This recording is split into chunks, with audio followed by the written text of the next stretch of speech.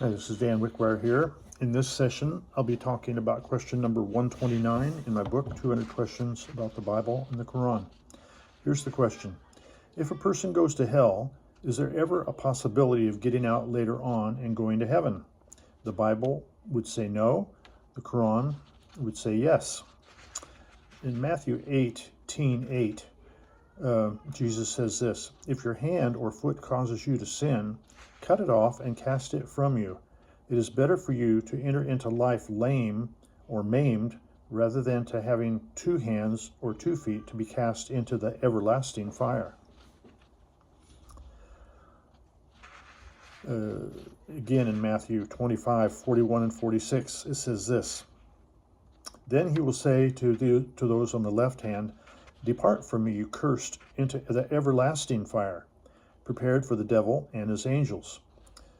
Verse 46, "And these will go away into everlasting punishment, but the righteous into eternal life."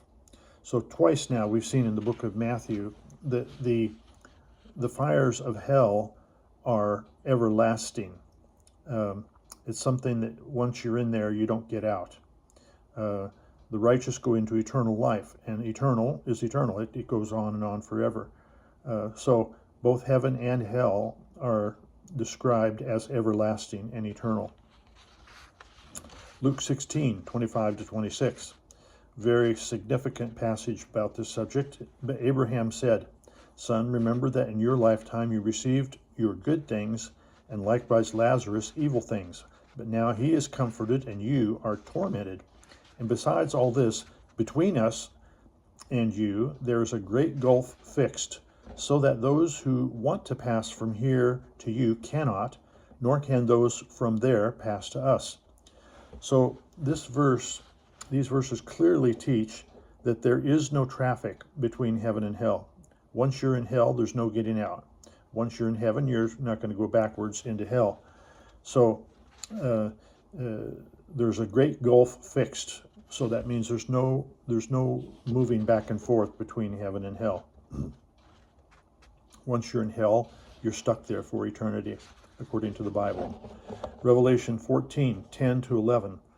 "He himself shall also drink of the wine of the wrath of God, which is poured out full strength into the cup of his indignation. And the smoke of their torment will rise forever and ever. There will be no rest, day nor night, for those who worship the beast and its image, and for anyone who receives the mark of his name." So in Revelation 14, it's talking about those who take the mark of the beast, the mark of the Antichrist. For those who take that mark, this is actually talking about the Mahdi, they're the Mehdi, and it says that whoever takes this mark is going to be tormented day and night forever and ever. There is no getting out of hell. So according to the Bible, very clearly, in many places it talks about how the penalty in hell is something that is ongoing, it is eternal. When we look at the Quran, we see something quite different. Enam 6:128 says this, "He will say, 'Fire is your home, dwell therein forever, except him whom Allah wills to deliver.'" Now, in this passage, it seems like there's an exception. It could be that God will let you out of hell if you go there for a while. He might choose to deliver you. Look at Hud 11:106 and 107. "As for the wretched, they shall be in the fire, eternally therein, so long as the heavens and earth abide, unless your Lord ordains otherwise." In other words, God, he can change his mind. He can let you out if he wants to. There is an eternal fire, but God can let you out of hell if he wants to, according to these verses. Maryam 19, verses 70 to 72 says this, "We know best who deserves most to be burnt there. There is not one of you who shall not come to it. This is the absolute decree of your Lord. Then we shall rescue those who kept from evil and leave the evildoers therein crouching." Now, according to this verse, which is a very significant verse, it indicates that everybody is going to have to be going into hell to burn off their sins for a period of time. But and that's the absolute decree of your Lord according to the Qur'an. Then we shall rescue those who kept from evil and leave the evildoers therein crouching. So God's going to rescue some people out of hell and leave the rest of them in there. Excuse me. So according to these verses, it's apparent that everybody's going to have to end up going to hell for a while.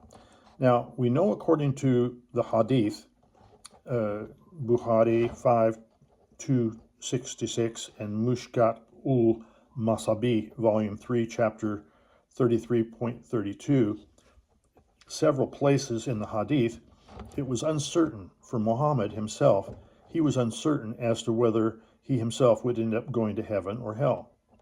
He was, according to what the Hadith says in several places. But yet in the Bible,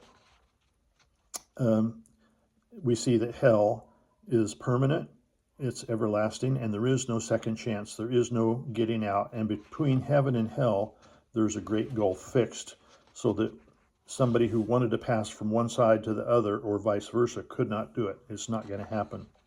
There's a great gulf fixed so that it cannot happen. So the question is this: if a person goes to hell, is there ever a possibility of getting out later on and going to heaven? No, in the Bible, but yes, in the Quran.